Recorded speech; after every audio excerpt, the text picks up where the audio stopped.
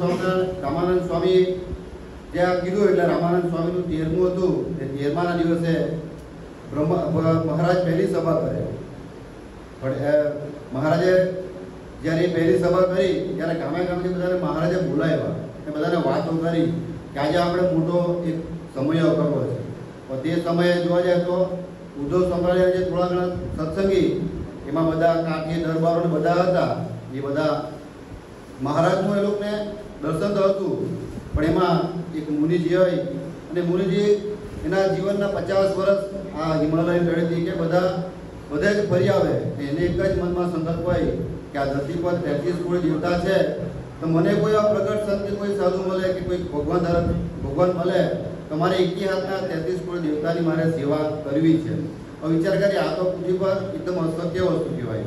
કારણ કે 33 કરોડ દેવતાને એકી હાથના ભગવાન એમની પૂજા અને સેવા કરવી એટલું પાછું એના એટલા રૂપ લેવા પડે એને. પણ જ્યારે એને ખબર પડે કે રામાનંદ સ્વામી જે ખરા એ ઉદ્ધવ ભગવાન તરીકે ઓળખાતા, એટલે રામાનંદ સ્વામી જે છે એ ભગવાન છે, એ તને દર્શન કરાવે. એટલે પેલો મુનિજી વાત સાંભળે ના આવે, ના બાજુ રામાનંદ સ્વામી એટલે પોતાનો દેહ મૂકી દીધો હોય. એટલે 13મું હોય એટલે પેલા રામાનંદ સ્વામીનું પૂછે એટલે પેલા ભાઈ કે રામાનંદ સ્વામી તો ધામમાં જ આવેલા છે. ત્યારે કાળી દરબારને કહે કે હારા મેં તો આ ધરતી પર ભગવાન એક જ છે, મને વાત ખબર પડી ને હું એના દર્શન ને મારી જે મનોકામના છે એ પૂર્ણ કરવા માટે હું આ ધરતી પર આવ્યો. પણ આ તો રામાનંદ સ્વામી તો ધામમાં જ આવેલા ગયા, તો મારો સંકલ્પ અધૂરો રહી ગયો. ત્યારે કાળી દરબારે વાત કરી કે અમારા રામાનંદ સ્વામીના જે શિષ્યો એ ભગવાન સ્વામિનારાયણ છે આ ધરતી પર અત્યારે બિરાજમાન છે ને એવો કાલે બહુ મોટો સમય કરવાના છે, તો તમે વધાર્યા છો તેના દર્શન ને એમના લાભ લઈને તમે જાઓ.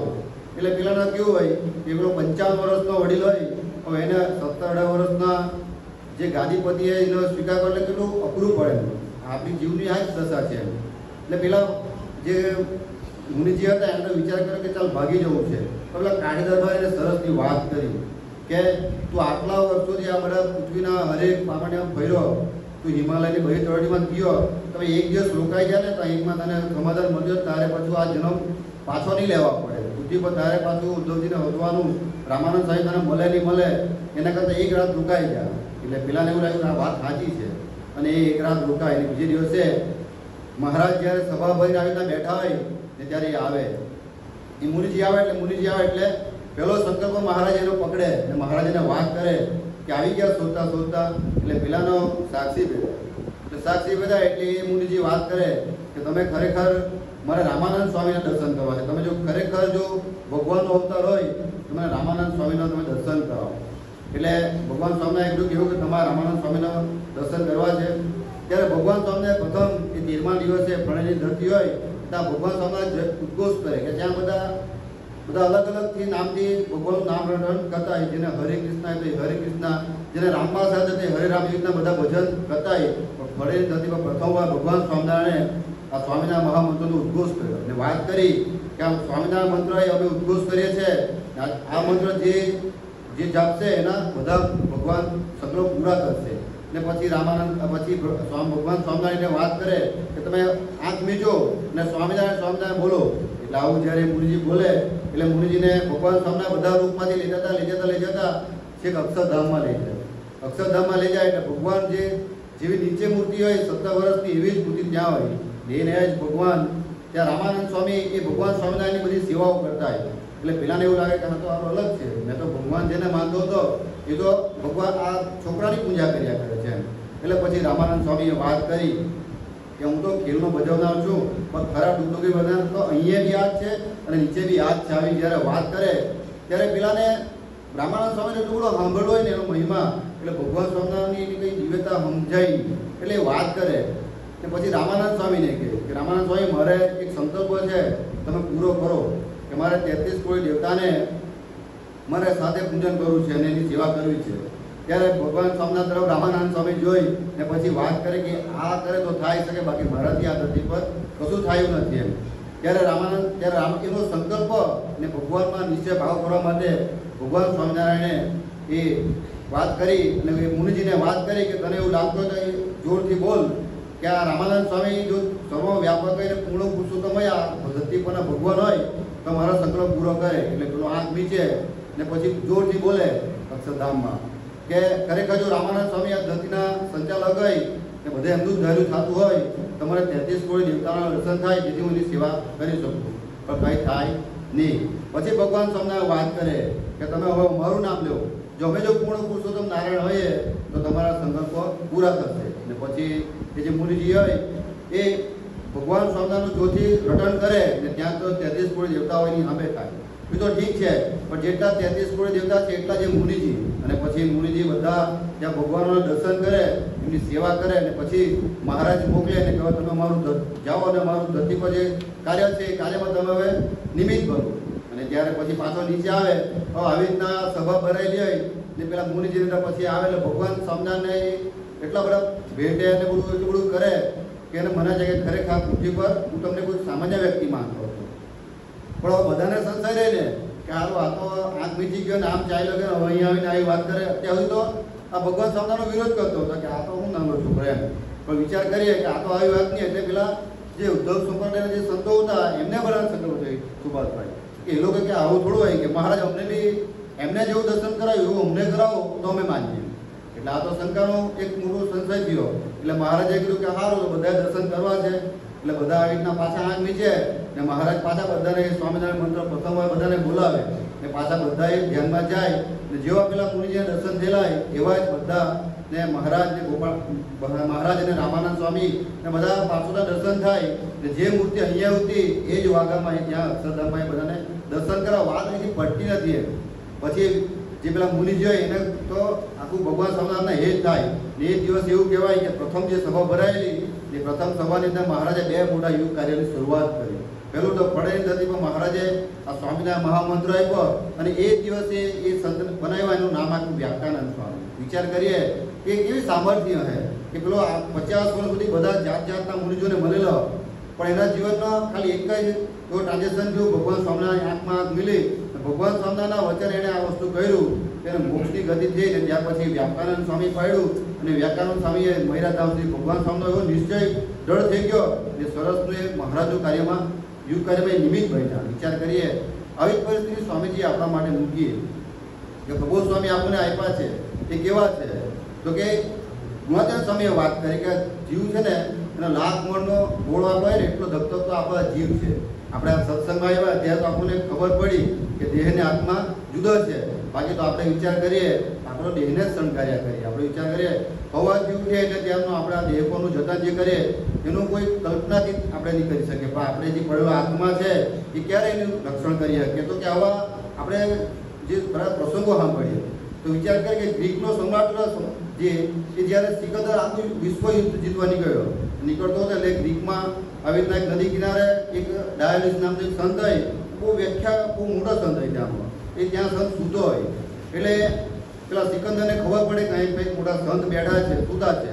એટલે એ ગ્રીક પાછો કેવો એનો વૈરાગ્ય હોય તો એ કંઈ એના હાથમાં વસ્ત્ર કંઈ રાખે બી નહીં, પણ એકવાર એના હાથમાં ખાલી કમાન્ડર રાખે પાણી પીવા માટે એક ગ્રીકનો એ સંત.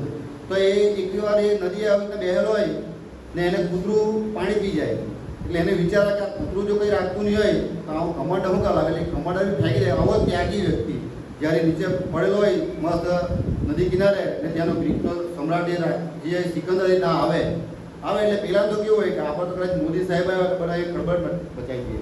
પહેલાં તો કોઈ નહીં એમ હા કોઈ આવ્યા એમ એટલે પૂછ્યું કે હું અહીં તો સિકંદર છું એમ કે તો ભલે. તો પછી એ ગ્રીકના સંતે પૂછ્યું શું કરવા નીકળ્યા ત્યારે પેલા વાત કરી કે આખી આ ધરતી છે ને મારે જીતવી છે તો પહેલાં હું જીતવાનો. એટલે પેલા વાત કરી કે પહેલાં ઈરાક જીતીશ તો તુર્કી જીતવાનો અને આ ભારત જીતાને એની આજુબાજુના બધા રાજ્યો જીતા. પછી એ વાત કરી પછી શું કરવાનું હતું ત્યારે પેલા એ વાત કરી સિકંદરે કે પછી આરામ કરા. ત્યારે પેલા કીધું મેં મારા બાજુ ભૂઈ જાય ના કરતા આટલું બધું કર્યા પછી બીજું તારે આરામ જ કરવો હોય તો હું આ શાંતિ નથી આરામ કરતો. એટલે આપણી કોઈ આવી પરિસ્થિતિ છે કે આપણને ત્યારે પછી ગ્રીકના સિકંદરને વાત કરી એ સંતે કે તારા જીવનમાં પછીનું આ લક્ષ્ય છે તો તું આરામ જ કરવાનો હોય તો અત્યારે તું આરામ કર ને. ત્યારે ગ્રીકના રાજાએ બહુ સરસની વાત કરી. કઈ વાત કરી એ મહારાજ તમારા જીવનમાં બહુ આદર્શ રાખવાની વાત છે કે આપણને બધું ખબર પડે. આપણે સત્સંગ કરીએ તો આપણા જીવનમાં આપણને ખબર પડે કે આપણું આ માન નડતું છે કે આ હર્ટ નડતું છે કે આપણાથી આ વસ્તુ થતું નથી ને આપણે ત્યારે પેલા ગ્રીકના રાજાએ વાત કરી કે તમારી વાત તો સાચી છે પણ હું પાછો ફરી શકું એવું નથી. આપણા બધાની વસ્તુ આ જ છે કે આપણને બધું વસ્તુ ખબર છે, પાછું ફરાતું નથી ને પાછું ફરવું હોય એના માટે આવી અઠવાડિક સભા, આવો સત્સંગ, આવા પ્રગટ સંતની જ્યારે ગોદ મળે ત્યારે આ વસ્તુ શક્ય બને. બાકી તો નદી તરવી હોય તો આપણે બહુ ઇઝીલી તરી જાય, પણ સમુદ્ર તરવો હોય તો ગમે એવો તરવા ગયો એ બી થોડોક સુધી જાય પછી થાકી જાય. તો આપણું જીવની આ જ દશા છે. આપણે કદાચ મોક્ષના માર્ગે ચાલવા તો નીકળીએ, પણ આપણા જીવનમાં આવી અઠવાડિક સભા, આવો સંતોનો સમાગમ એ જો નહીં હોય ને તો આપણે ક્યારે આ ધરતી પરથી ક્યારે મોક્ષના માર્ગ માટે ચાલી જાય ને ક્યારે આપણે જેનો ગુણ છે એનો આપણે ક્યારે અવગુણ આવે આપણને ખ્યાલ નહીં આવે. એટલા માટે આ મહારાજે આપણા માટે બહુ સરસની વાત કરી કે સ્વામીજી આ પુરુષ ધરતી પર આવ્યા અને આપણે અનંત જીવોને આ ભગવાનની વાતો સમજાવી. બાકી તો કોઈને ખબર જ નથી કે હું દાસત્વ, હું સુહૃદભાવ, હું આત્મીયતા, આપણને આ વસ્તુની કોઈ ખબર જ નથી.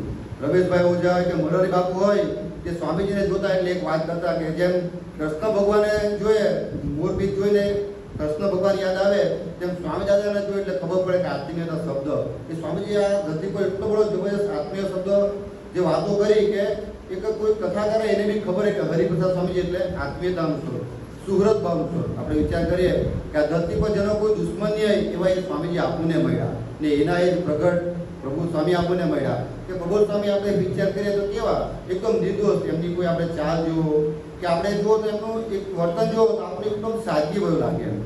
આપણે વિચાર કરીએ કે બોમ્બે ધરતી પર હરિચંદ સ્વામી ને બધા મોટા મોટા સંતો એક વકીલ માટે પ્રભુ સ્વામીને લઈ ગયા ને બધા વાત કરતા હતા કે અમારા પ્રભુ સ્વામીના લોકો નિશ્ચય કરવા માટે બધી વાતો કરતા હતા કે પ્રભુ સ્વામી આ ટાઈપના છે, આ ટાઈપના છે. ને પ્રભુ સ્વામી એવું લીલા કરી ત્યાં બોમ્બેની ધરતી પર વકીલની આવે ભાઈ તો પ્રભુ સ્વામી આવી ખુરશીમાં કરીને ઘૂંટણે વાત બેસી ગયા. હવે વિચાર કરીએ પેલા હરિચંદ સ્વામી લોકો તો કેટલી મોટી વાતો કરેલી હોય. આપણે સુભાષભાઈની બહુ મોટી વાત ને સુભાષભાઈ જુદું કરીને કે આપણી પાસે બેલ છૂટે તેમ પ્રભુ સ્વામી પેલા લોકોની બેલ છૂટાડી કે હારા તો આપણે તો પ્રભુ સ્વામી હારું આટલું બધું બેલ બનાવ્યો જબરજસ્ત ને પ્રભુ સ્વામી તો ઘૂંટણ વાળીને બેસી ગયા. વિચાર કરીએ કે જે બોમ્બેનો આટલો મોટો વકીલ એને કન્વિન્સ કરતા હતા આ લોકો બધા, પણ એ કાર્ય પ્રભુ સ્વામીનું છે. આપણે આપણું જાતે આપણે વિચાર કરીએ કે આ સભા હું સમજાય કાઢું કે આ હું ગોષ્ઠી કરી નાખું ત્યાં ભગવાનનો પ્રવેશ થાય ને કોઈ બી વસ્તુમાંથી આપણે આપણું વાક્ય દોડાવે, આપણું તંત્ર દોડાવે. તેમ પ્રભુ સ્વામીને બે ઘૂંટણા મૂકીને ઉપર બેસી ગયા ત્યારે પેલા વકીલે જોયું ને પછી વકીલે એક જ વાત કરી, હરિચરણ સ્વામી કે ભક્તિભાઈ સ્વામી પેલા વાત કરી તમને કોઈ સમજાવતા નહીં કે આટલા દિનમાંની પણ જો કોઈ સંત બેસતા હોય એ નિર્દોષ જ હોય. વિચાર કરીએ આપણે એક દર્શનથી પેલાને એટલું ખબર પડી ગઈ કે આ નિર્દોષ સંત છે ને પેલા લોકોએ ખાલી એટલું સમજાવું હતું 1 કલાકથી કે આ પ્રભુ સ્વામી નિર્દોષ છે ને એ માટે આ તમારે અમારો દેશ લડવાનો છે. ને પ્રભુ સ્વામી ખાલી આવો એક સામાન્ય ખુરશીઓ બેઠા અને બે ઘૂંટણે આપણે જે યોગીજી મહારાજની અંદર જોઈ છે એ તમે પગ ત્રણ બેસી ગયા. વિચાર કરીએ આપણે એ દાસોથી જીવતા છે ને એ આપણા માટે જીવવા માટેનો આપણે એક આપણા માટેની તક છે કે આપણે જોઈએ તો કે આપણા ગુરુ આવા છે તો આપણે આવું કેવું નહીં જીવી શકીએ. આપણા ગુરુ આટલું સરસનું જીવન જીવે છે તો આપણે બી કોઈ બે હરિભક્તો સામે નમવું એ બહુ અઘરું પડે. આ ધરતી પર વિચાર કરીએ તો બે વસ્તુ આપણને દુઃખી કરે. જે પશુ પક્ષી હોય એ મૂંગારીને દુઃખી થાય ને મનુષ્ય હોય તે વધારે બોલીને દુઃખી થાય. તો આપણે વિચાર કરીએ કે આપણે વધારે ગુરુ તો નથી પણ મહારાજના જે સંબંધવાળા છે એના તો એટલીસ્ટ આપણે ગુણ ગાય તો ભગવાન આ ધરતી પર આપણે આવેલી બધી સાધના પૂરી કલાકે. બાકી વિચાર કરીએ આપણાથી આ ધરતી પર એક સાધના બી કાંઈ નથી. આપણે ભાઈ વાત કરી કે આજે એકાદશી છે, આજે મહાપવિત્ર દિવસ કહેવાય કે અઠવાડિક સભાની એકાદશી. તો આપણા ઋષિમુનિઓ મૂકી ગયા આપણા માટે થોડું જાતનું કે 15 દિવસ એક ઉપવાસ કરવું જોઈએ. તો વૈજ્ઞાનિકોએ ભાઈ એવું સ્થિત કર્યું કે 15 દિવસમાં એક વાર તમે ભૂખા રહો ને એ દિવસ તમે અન્ન શરીરમાં નહીં નાખો ને તો તમારા જે કેલ્શિયમ એટલા બધા તમારે સ્ટ્રોંગ થાય ને કે તમારો કેન્સર નામનો રોગ હોય ને એ બધા એ જે જમ્સ ખાઈ જાય. પણ વિચાર કરીએ આપણે કે આ આધ્યાત્મિકતામાં આપણે આવીએ ત્યારે આપણને ખબર પડે કે જેટલી દેહની આપણી રક્ષા થાય એટલી આત્માની બી રક્ષા થાય. તો મહારાજ અને સ્વામિનારાયણ ચરણમાં એક પ્રાર્થના કરી છે કે અમારે તો નિરંતર બસ આપને રાજી કરવા છે અને આપણું જે સૂત્ર છે બસ એક તું રાજી થા એ બોલવું બહુ ઇઝી છે પણ એને કરવું આ ધરતી પરની બહુ મોટી મોટી સાધના કે મોટી મોટી ગોષ્ઠી કે મોટું મનોચિંતન માંગી લે છે.